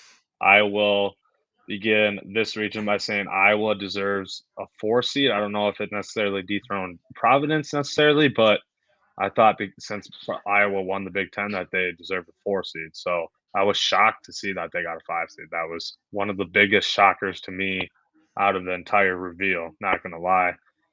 And other than that, I think this Midwest region is pretty solid. I'm liking 1 through 5. I like all those teams to maybe do something, maybe not. South Dakota State, they have 30 wins this year too. I mean, if I'm picking a 13 seed upset in one of the games, I'm probably picking South Dakota State over Providence. I write it up right now on my bracket. I'll have SDSU over Providence. Write it up. Yeah, I've seen Providence. I've watched more Providence games than I'd say 80% of the country, and they are mid. They lost to Creighton in the Big East tournament semifinals. Creighton's good. I mean, they're a 9 here in this region too, but Providence they just don't have it. I don't trust them. I don't trust their coach. I don't trust their experience. And we both have been to SDSU a lot. Went out there. Shout out Hobo Days. Shout out all our friends that went there. A bunch of them. So we're going with the homies this year on this one because I think Providence is overrated. This region, though, I think there's a possibility for like a Wisconsin or Iowa to maybe sneak out and make the Final Four from this region. Kansas is beatable. They obviously have a lot of talent, but this is not one of their more scary teams. And Auburn lives and dies by man, his name's escaping me right now. And tell me their best player's name there. Auburn. Yeah. Jabari Smith. Jabari Smith. There we go. They live and die with Jabari Smith a little, and I don't like their guards. And in the tournament, guard play is like probably the top 2 or 3 most important things. And their guards take bad shots, take contested shots, and should be setting up their amazing front court more, but they tend to take shots late in the game that they shouldn't. So I don't really trust Auburn for that reason. I just think this might be the best region, most crowded region because of the fact that we got LSU, they have quality wins all season to beat Kentucky, like quality wins, Iowa State. So you're talking most even region. Most even, yeah, like most balanced. LSU is a 6 seed here. Iowa State is very capable of beating teams. They're an 11 seed. We got USC and Miami 7-10. I'm really looking forward to that game. That's going to be a great game. Miami could definitely pull that off. And I think both of those teams could be upset Auburn in the second round as well. So I think this potentially is the deepest region. There's a lot of good teams in this region. A lot. Iowa balled in the Big Ten tournament. And they got hot, and that's what you want to do right now. And if they can carry that exactly what you want to do. You know, I mean, there's something special. Also, Creighton can beat Kansas. I've watched them Creighton ball too. I mean, Creighton took Nova to, they lost by 5, but it was like a 2-point game basically, and then free throws. That game was close the whole time. Played them wire to wire, and Creighton's got a big guy that can guard Kansas's big guy there. So I think they match up well when it comes to that. I don't know. That could be an upset too. I think Creighton over Kansas. I like that take. I don't know enough about Creighton to truly debate you against that. So we'll see, I guess, what happens. That's a hot take. That's one of my hot takes. But you know how the tournament is. Teams lose and it gets crazy. So I think sometimes crazy things happen. Go with your gut a little bit on these upsets. Right. You when you're creating these brackets, you literally just have to send it, because even if you think, you're looking at we're hyping up Iowa, you're looking at Iowa 5, Richmond 12, you think, wow, there is no chance in hell that Richmond beats Iowa. Well, guess what? Stuff like that happens every single year in March Madness. So if you're creating brackets, make sure you are putting upsets in, because regardless, if you truly think that the better seeded team can't lose that game, they probably could, and they probably will, for sure. Like we've said right to the start of this region, Providence, SDSU, we both got SDSU winning that game. So definitely be looking for upsets throughout when you're creating your brackets. Usually at least one between the 5-12, 4-13, and 6-11. Usually one of each of those, the lower seed wins every year. So a 12-5 upset is very common, actually. Yeah, I shouldn't say very common, but is like the most common upset. It's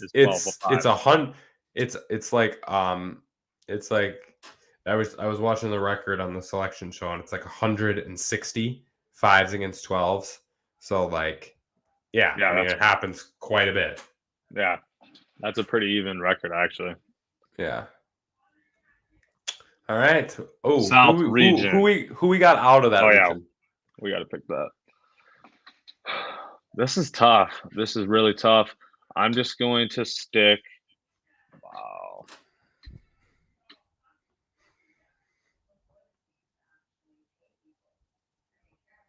I'm going with Auburn. Shoot, I'm going to go with Auburn too. After I talk so much crap about him, I think maybe Bruce Pearl will get those guards really knowing their role here and just feeding the front court, feeding those two studs in the front court, and they'll make a run here. But my low key is I think maybe Iowa can honestly come out of this region. That's my dark horse for this region. I like that pick too. So I would say the same thing. If I don't put Auburn in the Final Four, I might mess around and put Iowa in the Final Four. I like that pick too. South region. Arizona's the 1 seed here. Villanova 2, 3 seed Tennessee, 4 seed Illinois. Numerous issues with me. Tennessee is a 2 seed. I have no idea how they got a 3 seed. And also, I don't know how the hell Illinois is a 4 seed over Houston. Houston should be the 4 seed for sure there. Houston and Illinois should be flipped here. Definitely. Yes, 100%. And Tennessee has a better resume than both Kentucky and Duke. So Tennessee should be a 2, and I don't care which one you feel. I feel like it's Kentucky. You feel like it's Duke. But one of those two teams should be a 3 seed, and Tennessee should be a 2. Yeah, I mean, what more do you want them to do? They won. They went like 28-7 or something. They had 15 wins in the loaded SEC this year, and they won the SEC tournament. Like, what more do you want them to do? I don't get it. They went, as sad as it is to say, for me, they won 2 out of 3 games against Kentucky this year. So, like, I don't get why. That just doesn't make any sense to me. Tennessee's 100% the 2 seed, so I know Spinny, Nova is your team, and they're in this region. I would be worried if I were you, knowing that potentially, theoretically, they would have to play Tennessee in the Sweet 16. So Tennessee's my pick out of this region already. I'm agreeing. I'm picking Tennessee to go to the Final Four. I don't trust Arizona. I think that I'm in agreement. Tennessee and then even Houston. I think Houston could make a little fancy run here. I kind of have some faith in them. All right. My unbiased Nova take, they don't have enough shot makers on the team to win consistently in the tournament. Colin Glipsy was the Big East player of the year. He's their best player. He is good. But with guard defense in the tournament, he can be shut down or have an off game. Or he in the Big East championship, he had 0 points and was 0 for 6 in the first half. So then he had 18 in the second half. But it can happen, and they don't have, they got Justin Moore and Caleb Daniels. They got a couple decent guys, but no real big shot makers. There's no Jalen Brunson, there's no Mikal Bridges, there's no Josh Hart. There's none of those guys on this team. So I think a Sweet 16 loss to Tennessee, or even as much as I hate to say it, a round of 32 loss to Loyola could be in the books here for Nova this year. Yeah, I like, regardless of who Nova plays in the second round, I like Ohio State and Loyola matchup there for a potential upset. But yeah, I got Tennessee going to the Final Four out of this region. I agree with you. I don't trust Arizona for whatever reason it is. I couldn't even give you a real reason for doubting them. I just haven't watched them a lot this year. I feel like I just get fraud vibes from them, and I picture Houston beating Arizona, to be honest. Like you said, I think Houston could make a little run. So when I'm creating my bracket, I'm thinking Houston and Tennessee in that Elite Eight to go to the Final Four. That's kind of what I'm looking at just based on this bracket, because I'm not very high on Illinois. Illinois wasn't a 4 seed to me. They lost in the quarters of their own tournament, and they were way up and down the whole season. I know they got some real good players on their team, but I don't trust them. Yeah, I don't trust them either. And yeah, honestly, I don't get how Michigan got in tournament. But yeah, Twitter was all up in arms about. Twitter was livid about it. Yeah.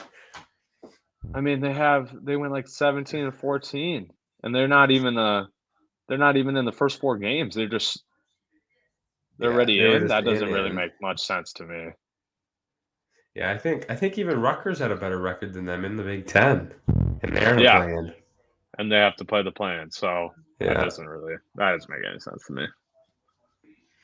All right, so we're both going with Tennessee. I think Tennessee-Houston is the final in this region too. So we're in agreement with that one. Interesting.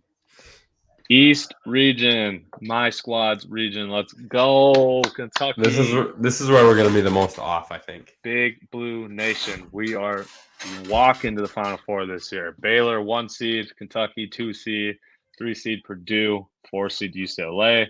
I'm already assuming or Spinny, you have Purdue or Baylor. I'm assuming that. And as you know, I'm picking Kentucky to go to the Final Four of this region. I like their round of 32 matchup, Murray State, San Francisco. I think they will definitely beat those teams. And that pod right above them, I'm not scared of Purdue, Yale, VTech, or Texas. I'm Kentucky.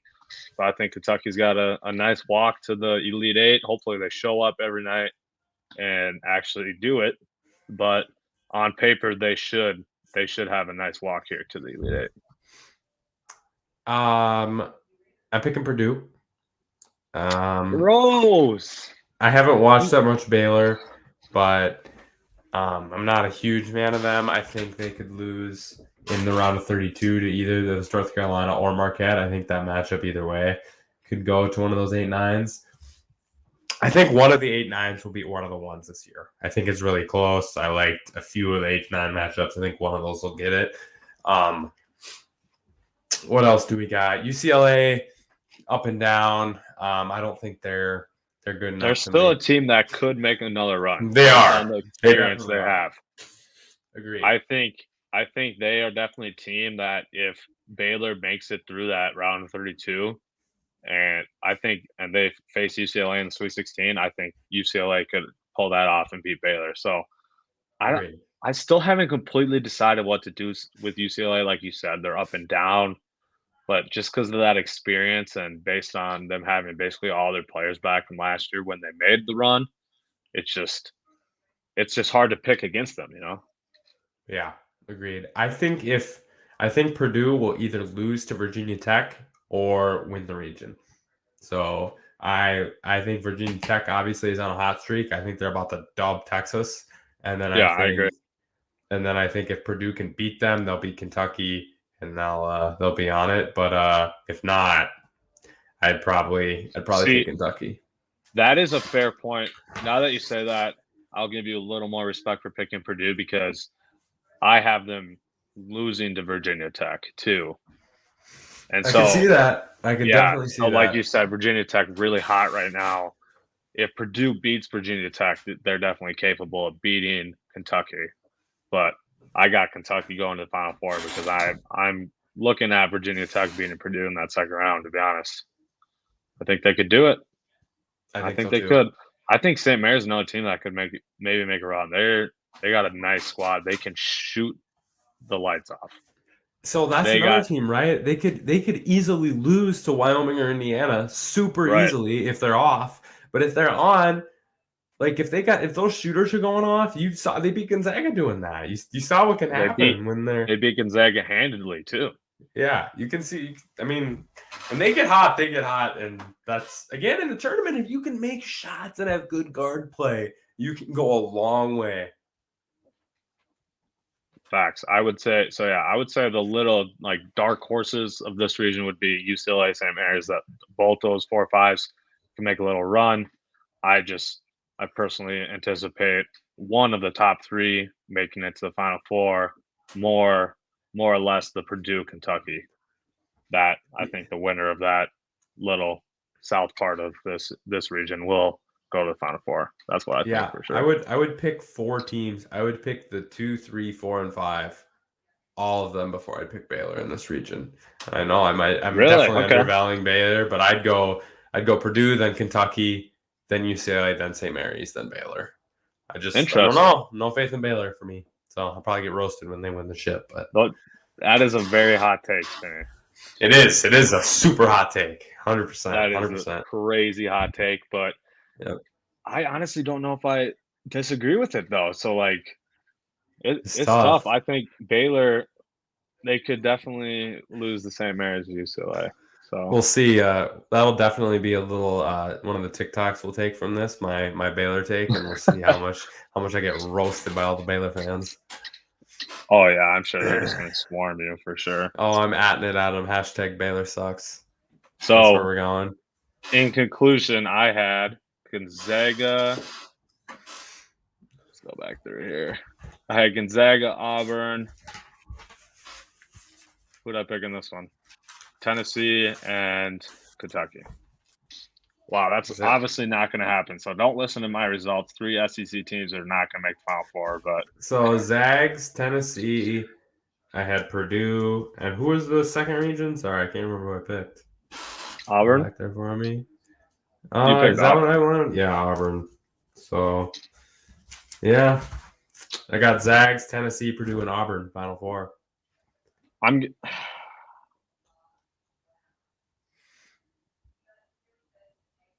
feel like I got to just change this pick. You think so? But I don't want to. You're getting yourself with too much SEC or what? Yeah. Well, I didn't really realize as I was going that I was going to have 3 SEC teams. I just kind of was going with the flow. SEC is good this year, you know. Yeah. So I don't know. Let's just leave it at that. I got Gonzaga, Auburn, Tennessee, and Kentucky making the Final Four. We'll see what happens. You got to pick one of those 4 teams right now to win. Who is it? Go. Kentucky. National champions. I'm taking Tennessee. Ooh, okay. Respect. Yep. Tennessee. We'll see if I put my money where my mouth is on my brackets with Tennessee, but I like it right now. I'm gonna hold you to that. I'm gonna hold you to that. It might be Gonzaga in the money wise, but we'll see. All right. The comment below, though, by the way, your Final Four prediction and your champion prediction. We're interested in seeing who you guys think is going to make a run. Also, comment below some like dark horses. We want to see who you guys think could be dark horses, like we just said for this region. For example, we said UCLA, St. Mary's. So give us a couple dark horses, your Final Four prediction, and your national champion. We're interested in your guys' thoughts, and we'll get a little conversations and back and forth going with you guys. Yeah, and especially on this, I know our first, we posted our 1s through 4s for the seeds before the bracket came out, and we got probably our most response on social media we've gotten to that. So I know you guys are hot and super opinionated about this. So roast us up, and we'll roast you back, and we'll go on from there. Especially all those bum Kentucky fans and the bum Duke fans that think there's something sweet. Get this Nova guy off my screen. Gross. But especially all our Duke fans, at least me and Bus can agree that all the Duke fans in our lives are bums. Bum fans. And you all know who we're talking about. You all know you're bums. Bums.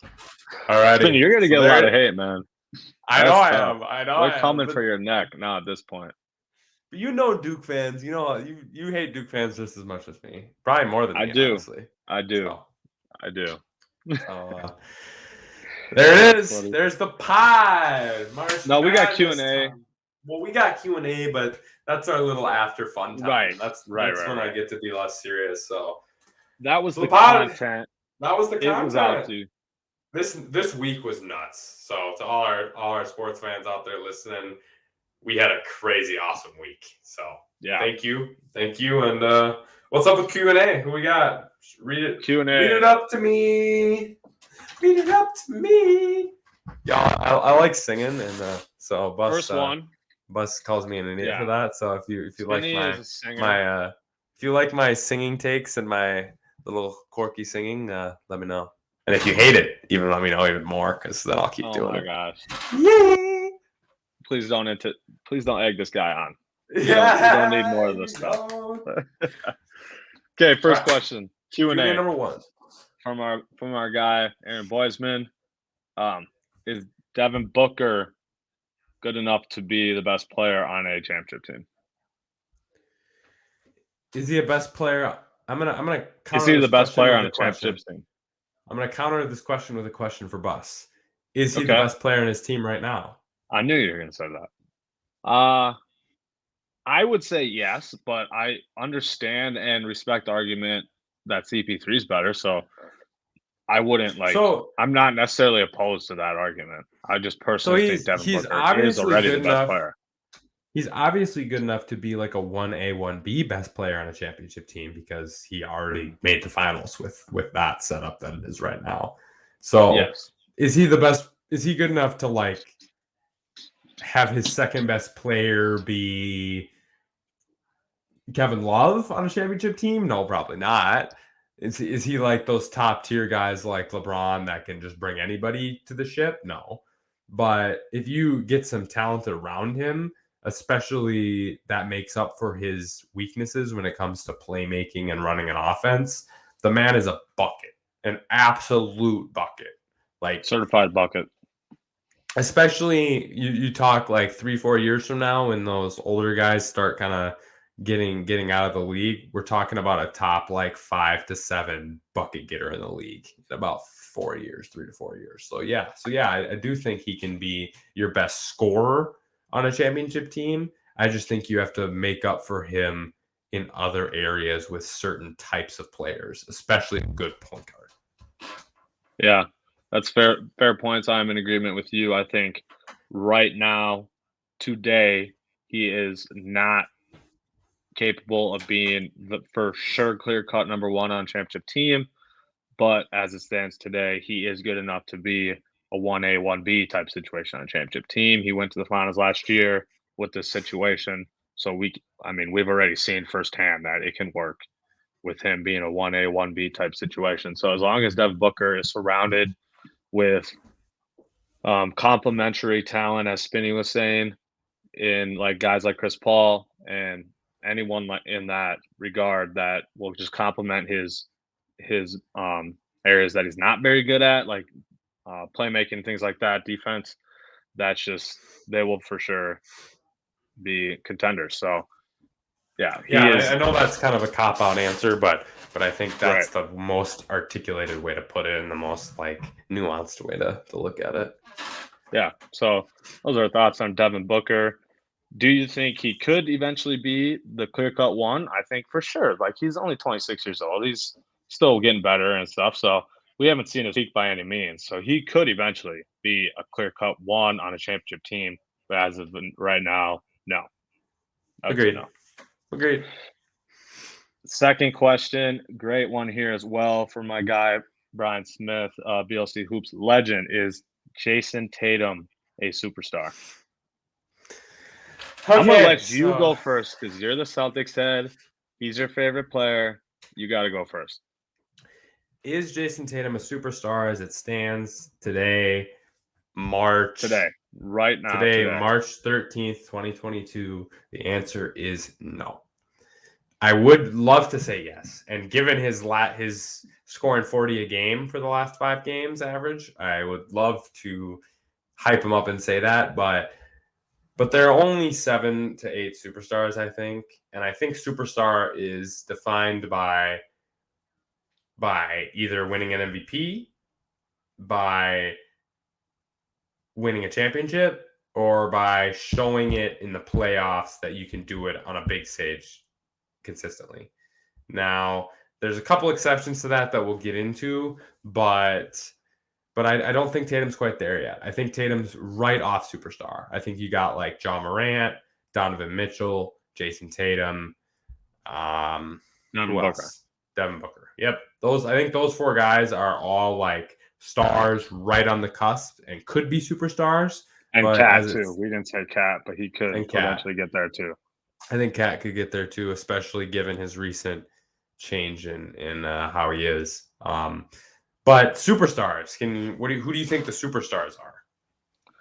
So first, I'm in agreement with you. Tatum, we'll let you answer the question first. As of today, is not a superstar. So that would be my answer for you, Brian. I don't think he's quite there yet. I would say, like Spinny said, 7 to 8, maybe close to 10 superstars. I'm also in complete agreement with Spinny. Clutch playoff moments, individual greatness, and that like what determines a superstar. So obviously, LeBron, KD, Steph Curry, those guys for sure. And you get guys like Giannis for sure, Embiid for sure, Jokic for sure. I'm missing obvious names. Help me out. Keep spitting them out. We got 6. Did you say AD? Yeah, I did not say AD. Is AD a superstar still? I don't think he's a superstar still, but that was a guy that could be borderline there. I'd put him in that borderline group now at this point. I put Dame as a superstar. Now 6, he might be 7. He might be on the downturn on that, but I think he's a superstar. I'm definitely counting Dame. He's Kawhi or Paul time George? And time again. I'm not giving PG. I'll give Kawhi, obviously. Okay. Yep. That's 8. You said LeBron, obviously. Did I miss that? Yep. Okay. And then I guess so. We have 8. I would say another person that he's kind of in the same boat as Tatum and those other guys. He's young, hasn't completely proven us. I would say Luka. I would give Luka the slight nod. I would say he is a superstar already. The fact that the Mavs are a 5 seed in loaded West this year with essentially just him. The fact that he took the loaded Clippers, Kawhi, and PG to 7 games, was by far the best player on the court. He was better than Kawhi and Paul George in that series. He hit clutch game winner. So, yeah, and then obviously the individual success in the regular season, he's already out here averaging more points, rebounds, and assists than LeBron through his first couple years in the league. So he's on better paces than LeBron, which is absolutely insane to think about. So I would give Luka a superstar spot, which would make it 9 total. That's probably it. Yeah, I agree. And Luka's the one like a little eye testy again, where it's like this man could have 30,000 points, 10,000 assists, 10,000 rebounds. Like those players don't come around often, so that's why he gets a little bit of the jump to the superstar, and just what he's doing with Dallas. Like even if you watch the Celtics Dallas game today, like Luka was obviously the best player on Dallas the whole time.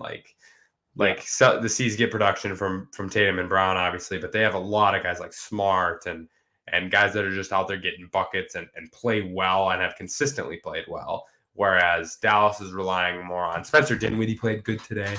But then it's going to like Powell and Finney Smith and Brunson. And there's just a lot of him hawed together that Luka really is the guy that makes that work. And if you put Tatum or Mitchell or Ja with Dallas's roster, I don't think they have nearly as good of a record as Luka does, and especially consistently over multiple seasons that he's done this. So. That's a good point. I agree with you on that point as well. I did think of one more superstar that we definitely forgot of that is clear-cut superstar in my eyes, James Harden. We didn't say him. That would make it 10, and that's probably about it. 10 superstars in the league. You got guys like Tatum, Donovan Mitchell, Booker, Ja Morant. Those type of guys are right on that cusp. They're not quite there yet. Are they going to be? Most likely. They're the next round of superstars coming in the league. So, yeah, Brian, to answer your question, both Spinny and I agree. Tatum is not a superstar yet. He's right outside of the cusp.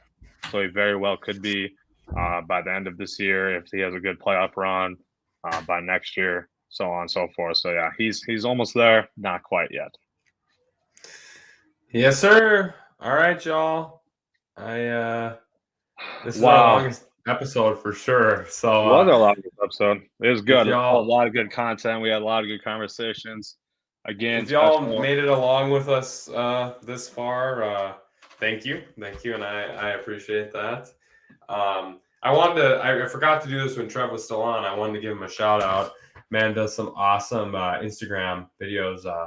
So if you follow us on Instagram and you're interested in chiropractic stuff, he just got his graduated chiropractic school, and the man's awesome. He gets a lot of the stereotypes that chiropractors have that they kind of get you in on, and he roasts them, and he's pretty funny, awesome guy. So we follow him, the Hard Headed channel. So if you want to check him out, go check him out. He was an awesome guest for us today and created some great conversations. So yeah, he was great. Good. So again, special thanks to Trevor for joining the episode today. And again, yeah, just shout out to you guys for continuing to listen and support, continue to stay in contact with us on ideas and questions and all that kind of stuff. We still would like to see a little more engagement from you guys on that end. You can roast us all you want, whatever. We're just looking to have some quality conversations with you guys and try to improve our podcast. I got a little secret if you guys didn't know yet.